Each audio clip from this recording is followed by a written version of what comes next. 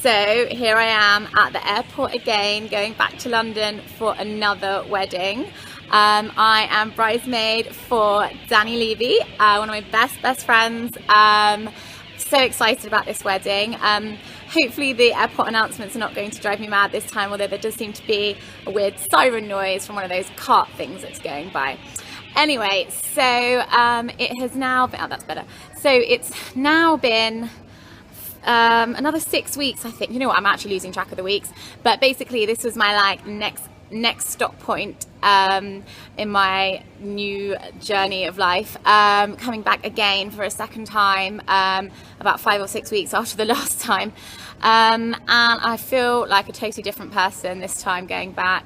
I'm very settled in my flat, I'm very settled in my job, I'm settled in Ulpan, even though, you know, it's still hard. And basically we had the wonderful 3-week Ulpan summer holidays, in which I had such a great time, doing so many things, being with my sister and Rosie, having Tal's wedding, going to Engedi, just like chilling out, working, sorting everything out.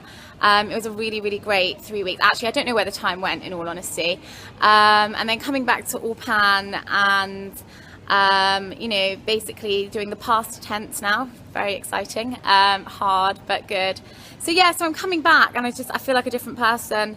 I feel like, yeah, cool, I'm coming back and it's nice. But in some ways I'm like coming back for a week and it almost feels a bit long to be away from my new life. I don't feel like I need a break from it like I did last time.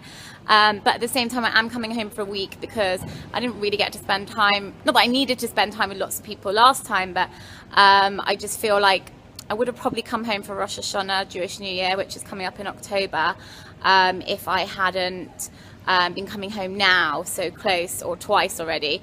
So I kind of feel like I wanted to spend a bit of extra time here, spend some time with my family and my grandmas especially. And just sort of, we're having a really nice Friday night. Mum's invited like all the family, all our like, you know, immediate family over, and I'm really excited to see everybody.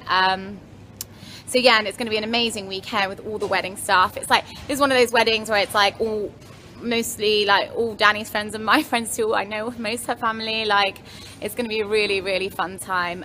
So it's just nice to just be coming home and feel like I'm just coming home for a visit from a holiday from my real new life.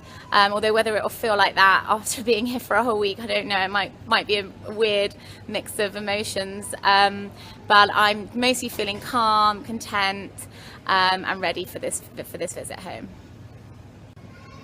Oh, and I just wanted to make another point, actually, some good advice. I realise I haven't done any tips for quite a while, about insurance.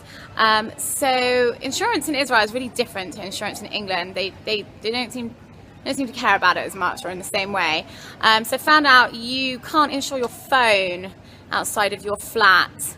So that's a bit annoying because we all know how easy it is for phones to get lost or stolen. Anyway, so I do need a new phone. As we know, I have had often technology troubles with this phone. But I'm loath to buy actually a nice new one because what if I lose it or it gets stolen? I won't be insured. And here you can't get phone contracts like you can in England, where you pay it off for like £20 a month. You have to like pay the whole amount, just buy a handset up front. So that's something to think about. Travel insurance, basically, I've got this thing called passport card, which is amazing. It's like a credit card that I have, like an actual credit card, and then I phone them up, tell them my dates when I'm going, and then they just charge me, and then I take it with me, and if I get in trouble abroad, they basically put money onto that credit card and I can use that credit card. So I know it seems silly to have travel insurance to come home to England, but if I don't, then I'm like not covered while I'm in flight, and my luggage isn't covered while it's away from me. So it really does seem prudent to do that. Obviously my health stuff is covered here, but by having this passport card, anytime I travel anywhere, I just phone them. I actually forgot to do it until I was in the taxi on the way to the airport, and I just phoned them and I said, can you do it from today till next week? And they were like, yeah, sure, this is how much it will cost. And also, just the reason I found out about this passport card is from a lovely man called Johnny Siegel, works for a company called Pope Siegel. So it's basically, I met him when I went to that, if you remember from vlog number 2, that very stressful and overwhelming Nefesh B'Nefesh pre-Aliyah evening. He was actually there, and I took his card, and he's like, was English, British originally, and has been in Israel for many, many years, and has this sort of insurance company that helps British people in Israel sort out all their insurance and financial needs. So I'd highly, highly recommend him. So he advised me about passport card for my travel insurance, told me I couldn't get insurance on my phone, but also set me up. I actually got contents insurance in my flat, all these usual things. I don't think many Israelis necessarily do this kind of stuff, but I always feel like I do want to be covered. And actually one of my friends, Emma Nagli, when she first made Aliyah, and she was living in Beit Brodetsky like 8 months ago or so, they actually had a flood in the flat and her laptop was destroyed. So actually hearing that story kind of is annoying to spend money, but actually I think it's worth it. And it actually wasn't that expensive. It was about 200 shekels for the year, which is about like £40. Sorry, I'm tired. So yeah, and then when I spoke to him today about the contents insurance, he also talked about health insurance. And basically with the Maccabi health insurance, you get the basic level included in your Aliyah as a citizen, and then you can pay for additional to have like better options. So there's Maccabi Gold and Maccabi Sheli.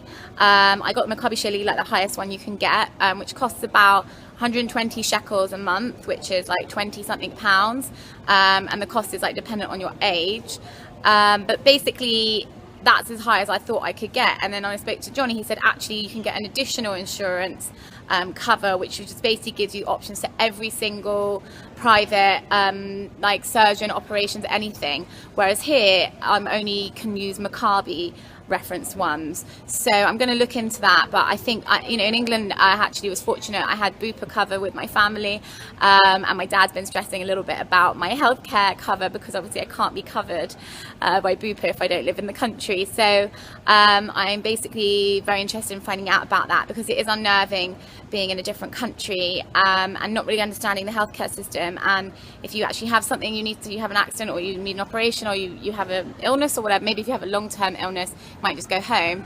But if there's something immediate or whatever, I'd prefer to be covered as much as possible, because I don't think you can put a price on your health and things like that. So I just wanted to make note of that.